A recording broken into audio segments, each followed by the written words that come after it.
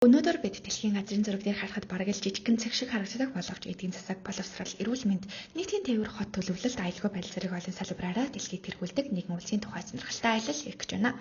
Тэр бол Сингапур.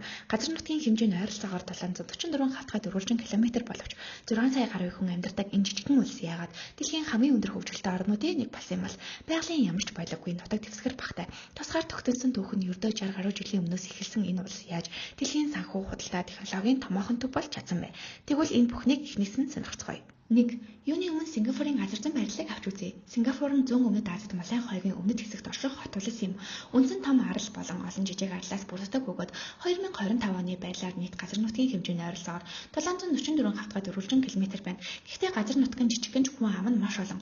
2025 оны байдлаар Сингапурын нийт хүн ам нь 6.1 сая гаруй болсон бөгөөд 1 квадрат километр талбайд дунджаар 8000 гаруй хүн ногддог. Энэ бол Сингапурын хувьд маш том сорилт юм. Учир нь хүн ам өсөх тусам орон сууц, зам, сургууль, нийтийн тээвэр, ногоон байгууламж зэрэг бүх зүйл илүү их газар хэрэгтэй болно. Гэхдээ Сингапур энэ асуудлыг өөрийнхөө шийдсэн. Газар хөрөлцөхгүй бол далай руугаа дэлж эргийн хэсгийг төхөн сэргэж хэмэл газар бий болгож эхэлсэн байна. Тиймээс Сингапурын газар нутгийн хэмжээ тусгаар тогтсон үеэсээ хойш мэдгэдэггүйц нэмэгдсэн байдаг.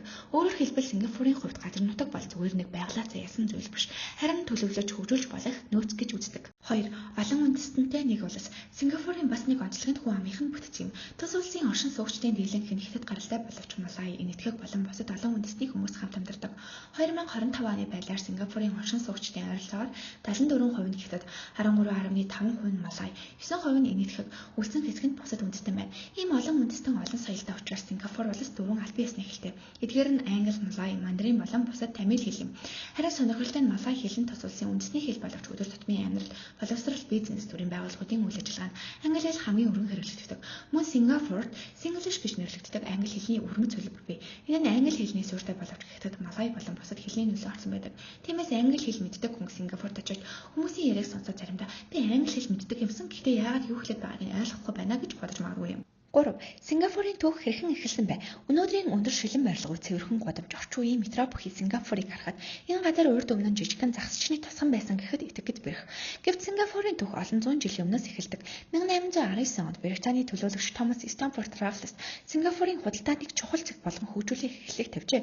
Сингапурын газар зам барилал маш стратегийн ач холбогдолтой. Энэтхэгийн далай болон өмнөд Хятадын тэнгисийг холбосон худалдааны замын ойролцоо байрладаг учраас удалгүй олон улсын худалдааны чухал төв болж эхэлсэн.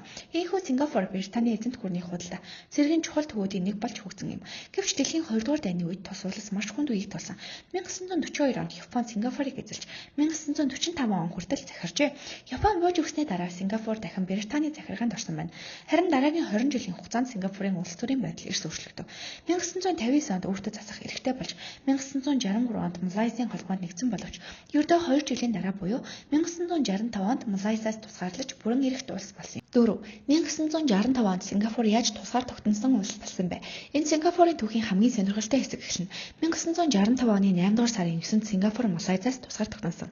Гэхдээ энэ үйл явдал бусад улсын орны тусгаар тогтнолын түүхээс нэлээд өөр. Сингапур тусгаар тогтнолынхаа төлөө Малайзтай дайн хийсэнгүй. Харин улс төр эдийн засгийн болон нийгмийн олон асуудлаар санал зөрөлдөн үүснээ дараа Сингапурыг Малайзийн холбооноос гаргах шийдвэр гарсан юм. Ингээд Сингапур өөрийн гэсэн тусгаар улс болсон. Гэхдээ тусгаар тогтносон тэр үед Сингапур өнөөдрийн шиг баян хөгжингүй улс байгаагүй.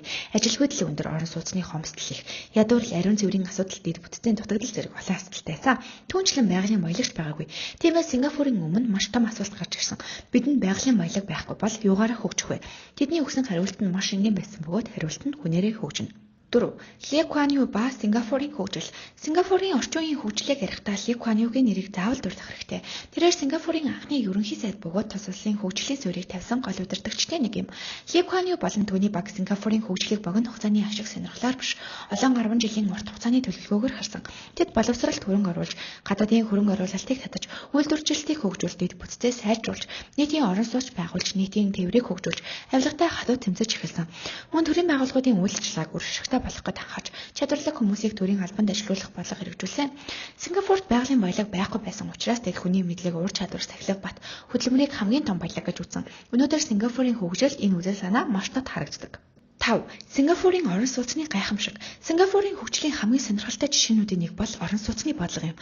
Тус улсын оршин суугчдын ойролцоогоор 80% нь нийтийн орон сууцны тогтолцоотой холбоотой орон сууцнд амьдардаг. Гэхдээ энэ нь зүгээр нэг олон байр барьсан гэсэн үг биш. Сингапурын хот төлөвлөлтийн нэг онцлог нь орон сууц, сургууль, цэцэрлэг, дэлгүүр, автобусны буудал, ногоон байгууламж, спортын талбай зэрэг хүмүүсийн өдөр тутмын хэрэгцээг нэг дор төлөвлөдөг торшдог. Өөрөөр хэлбэл энд хэдэн байр барих вэ гэж асуухаас илүү энд хүмүүс хэрхэн амьдрах вэ гэж асуудаг. Энэ бол Сингапурын хот төлөвлөлтийн гол санаануудын нэг юм. 6. Яагаад Сингапурт машин цөөн байдаг вэ?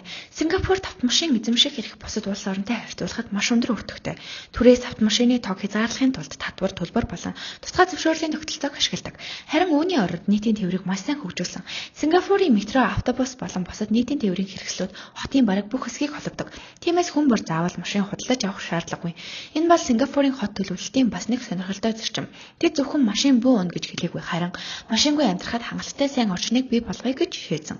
7. Сингапур яаж баян болсон бэ? Өнөөдөр Сингапур дэлхийн санхүү, худалдаа, ложистик технологийн томоохон төвүүдийн нэг. Нэг хүнд нагд дотоодын нийт бүтээгдэхүүн 2024 онд ойролцоогоор 90,000 $90 төрсөн байна. Гэхдээ Сингапурын баялаг зөвхөн нэг салбараас бий болоогүй. Тус улс нь олон улсын худалдааны стратегийн байршлыг ашиглаж гадаадын хөрөнгө оруулалтыг татарч, өндөр технологи, санхүү, үйлдвэрлэл, ложистик болон аялал жуулчлалын салбарыг хөгжүүлсэн. Мөн боловсралтай ур чадвартай ажиллах хүч бий болгосон. Ингээд Сингапур байгалийн баялагаараа биш, хүний баялаг болон зөв тогтолцоогоор дэлхийн баян орнуудын нэг болж чадсан юм. 8. Авилгатай тэмцэх Сингапурын тогтолцоо. Сингапурын хөгжлийн талаар ярихдаа авилгатай тэмцэх тогтолцоог нь орхиж болохгүй. 2025 оны авилгын төсөөлийн индексээр Сингапур дэлхийн 182 улсаас 3 дугаар байрт эргэлзсэн байна. Энэ нь төрийн салбарын авилгын түвшин маш бага гэж үнэлэгддэг орнуудын нэг гэдгийг харуулдаг. Сингапурын хувьд авилгатай тэмцэнэ гэдэг зөвхөн шийтгэл унаах асуудал биш. Төрийн байгууллагын хариуцлага, хууль хэрэгжилт, ашиг сонирхлын зөрчлийг хянах тогтолцоо, төрийн албан хаагчдын ёс зүй зэрэг олон зүйлтэй холбоотой. Тиймээс Сингапурын хөгжлийн нэг чухал сургамж нь эдийн засгийн хөгжил болон сайн цэцэглэл хоёр хоорондоо салшгүй холбоотой гэдгийг харуулдаг.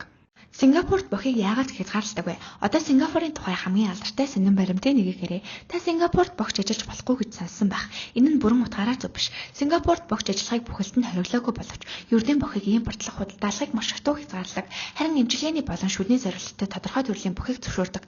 Энэ зохицуулалт нийтийн тээврийн газар болон нийтийн тээврийн тоног төхөөрөмжөнд бох нь алдуулах зэрэг асуудалтай холбоотойгоор бий болсон.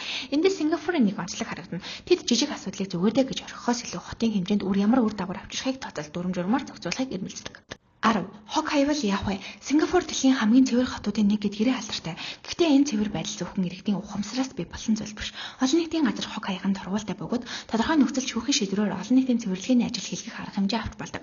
Өөрөөр хэлбэл хүн зөвхөн мөнгө төлөөд өнгөрөх бус нийтийн орчныг цэвэрлэх ажилд өөрийн биеэр оролцуулна. Энэ нь нийтийн орчин бол бидний хамтын хариуцлага гэх ойлголтыг бий болгох гэж чиглэл. 11. Сингапур бол байгалгүй хот биш. Сингапурт очсон хүн хамгийн түрүүнд анзаардаг зүйлийн нэг бол өндөр барилгуудын дунд их хэмжээний ногоон байгууламж байдаг явдал. Сингапур өөрийгөө Garden City буюу цэцэрлэгт хот болгон хөгжүүлэх зорилтыг олон жилийн турш хэрэгжүүлсэн бөгөөд өнөөдөр City in Nature буюу байгаль доторх хот гэсэн үзэл санааг илүү төлхөө байрлуулж байна. Тиймээс мод цэцэрлэгт хүрээлэн усан байгууламж, ногоон байгууламжийг хот төлөвлөлтийн салшгүй хэсэг болгосон.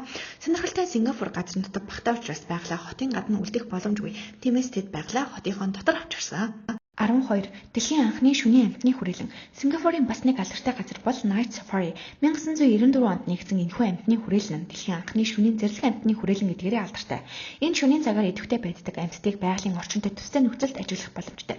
Тиймээс Сингапурын аялал жуулчлал зөвхөн өндөр байрлал худалдааны түгээр хязгаарлагддаггүй. Хотын хөгжил болон байгаль хамгааллыг зэрэг авч явахыг хичээдэг.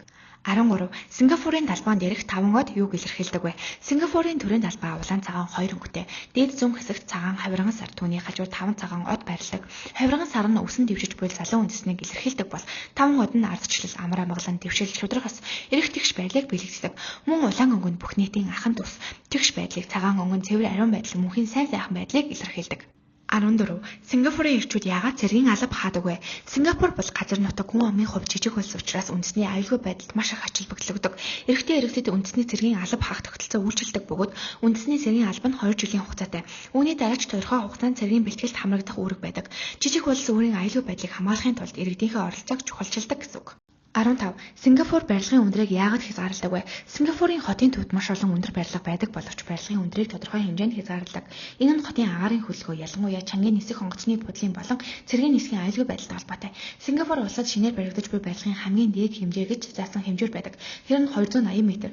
Харин тус улсын хамгийн өндөр барилгын хувьд 290 м-ийн өндөртэй бөгөөд энэхүү барилгыг барихт явцдаа засгийн газраас нэмэлт 10 м-ийн тусгай зөвшөөрлийг авч байжээ. 16.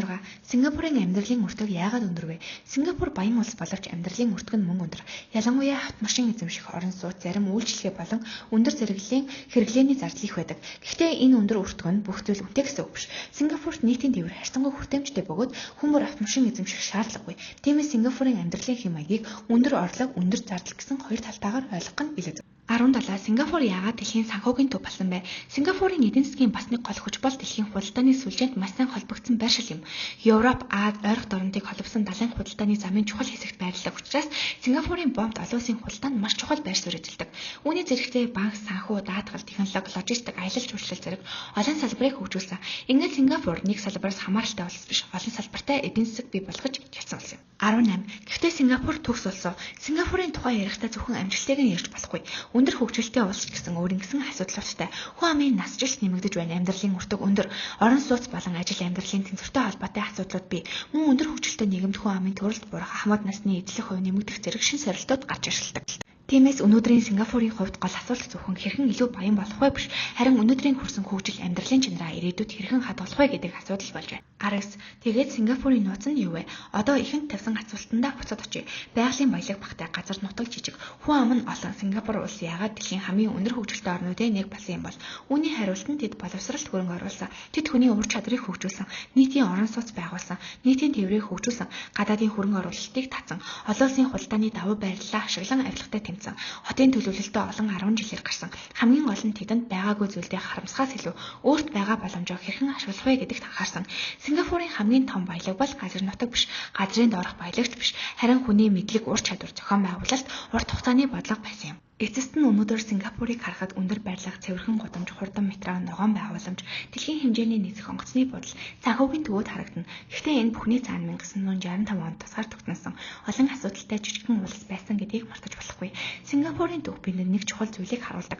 Улсын хөгжил зөвхөн газар нутаг, байгалийн баялаг, хүн амын тоноош шалтгаалдаггүй. Хамгийн чухал зүйл нь тухайн улс орн өөрийн боломжоо хэрхэн ашиглаж, иргэдийнхээ мэдлэг, эрүүл мэнд, боловсрол, хөдөлмөр, амьдралын чанарт хэрхэн хөрөнгө оруулж байгаагаас ихээхэн шалтгаалдаг.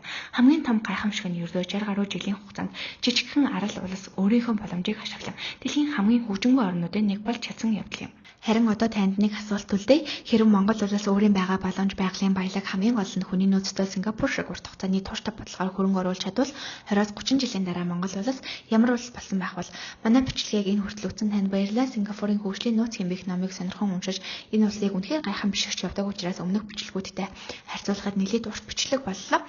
Та бүхэн дараагийн дугаараар аль улсын сонирхолтой баримтуудтай танилцмаараа саналаа комент хэсэгт бичээрэй. Мөн бичлэг таалагдсан бол лайк дарж суугаа subscribe пэйж манай суугт нэгдээрэй. Энэ нь надад дараагийн сонирхолтой бичлэгүүд хийх маш том уран болно. Ингээд дараагийн бичлэгээр уулзцгаая. Баярлалаа. Баяртай.